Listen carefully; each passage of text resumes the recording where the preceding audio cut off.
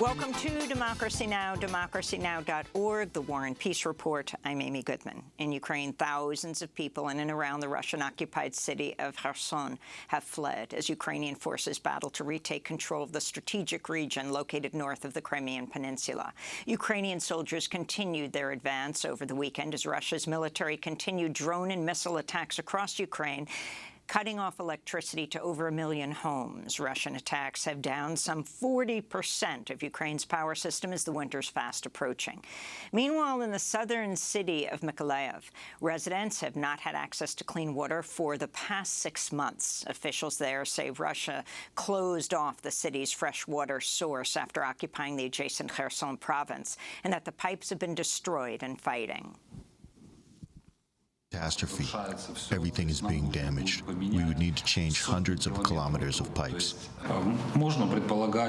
We could assume that, yes, it is some kind of revenge, because even if it happened by accident, why don't the Russians let us do the repairs and free the civilians of the so-called torture by water? Earlier today, officials in France, the UK, and the US rejected Moscow's allegation that Ukraine is preparing to use a radioactive device known as a dirty bomb within its borders. President Volodymyr Zelensky said Russia likely made the charge because its forces are planning on deploying such a weapon.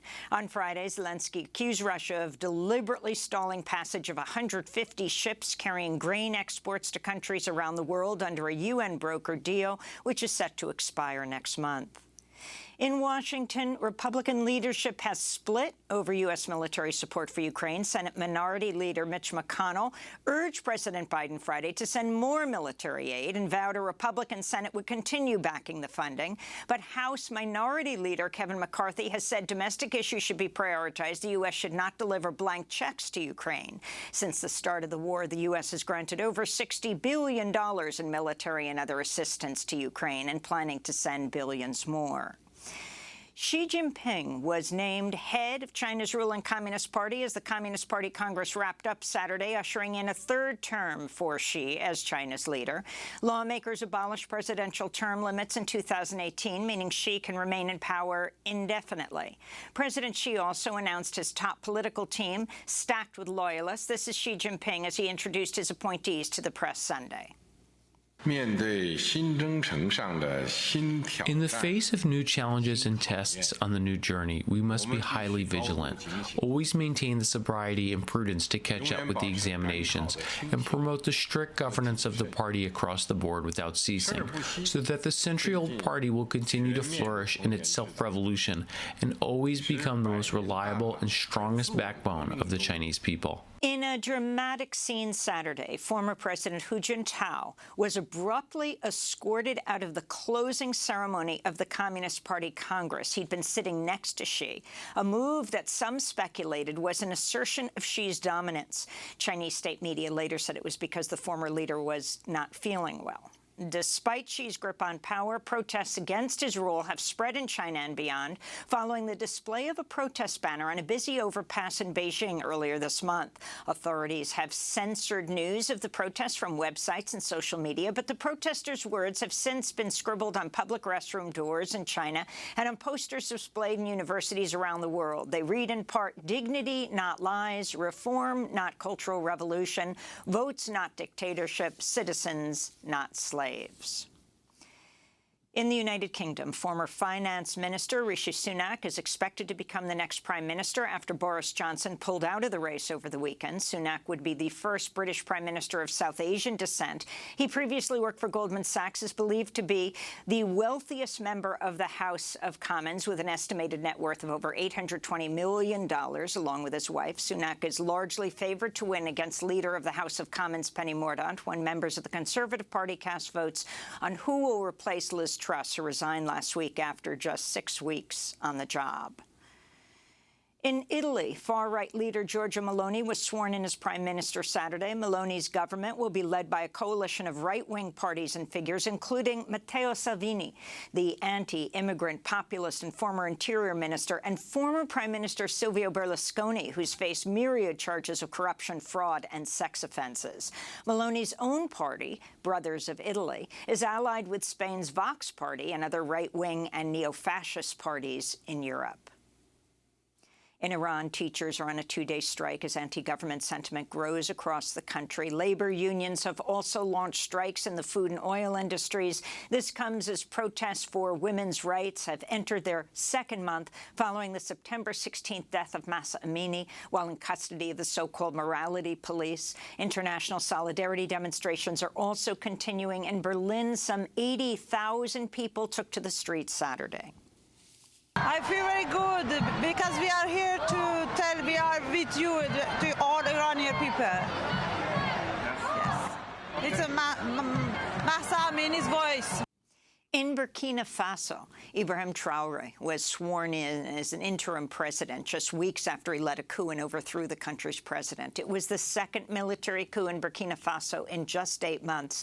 The mounting political instability comes as Burkina Faso faces an ongoing jihadist insurgency and deteriorating humanitarian situation.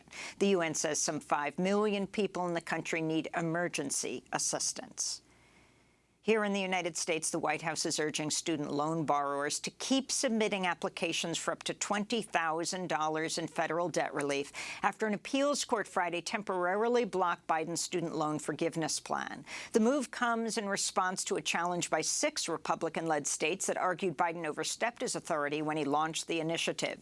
Just hours before the court stayed the plan Friday, Biden touted its success while speaking at Delaware State University.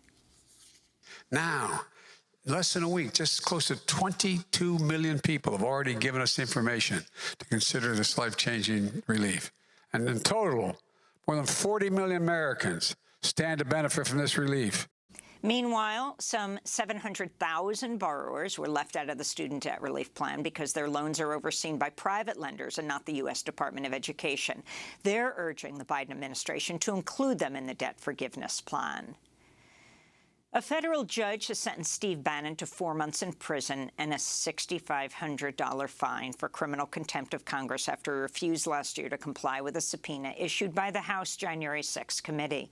Bannon vowed to appeal and will remain free for now. If his appeal fails, Bannon would become the first person to be imprisoned for contempt of Congress in more than half a century. The House committee investigating the January 6 insurrection has delivered a subpoena to former President Donald Trump, seeking documents and calling on him to testify on November 14th. In a letter accompanying the subpoena, the committee writes, quote, "We have assembled overwhelming evidence, including from dozens of your former appointees and staff, that you personally orchestrated and oversaw a multi-part effort to overturn the 2020 presidential election and to obstruct the peaceful transition of power," unquote. Meanwhile, Axios is reporting a senior White House lawyer warned Trump's team against the president signing a sworn statement with false claims of voter fraud. On Saturday, Trump railed against the subpoena during a Republican rally in Texas. He also repeated his false claims about the 2020 election being stolen. The election was rigged and stolen, and now our country is being destroyed.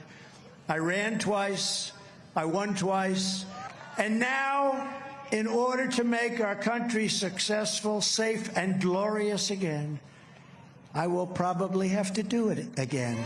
On Friday, President Biden said during an interview it's his intention to run again in 2024. 2 judges dealt a blow last week to Republican-led efforts to intimidate and suppress voters. A court in Florida's Miami-Dade County Friday dropped voter fraud charges against a man who was arrested in August by officers with Republican Governor Ron DeSantis' Office of Election Crimes and Security.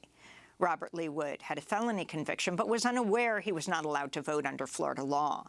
Separately, a judge in Texas dismissed a charge against Ervius Earl Rogers, who was on parole when he waited over 6 hours online to vote in the 2020 primaries in Houston.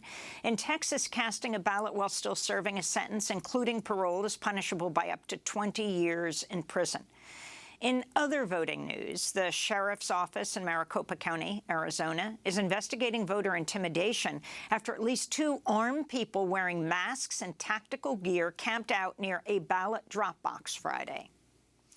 And in Philadelphia, at least 19 University of Pennsylvania students were arrested after they stormed a football field and disrupted the school's homecoming game to demand UPenn divest from fossil fuels.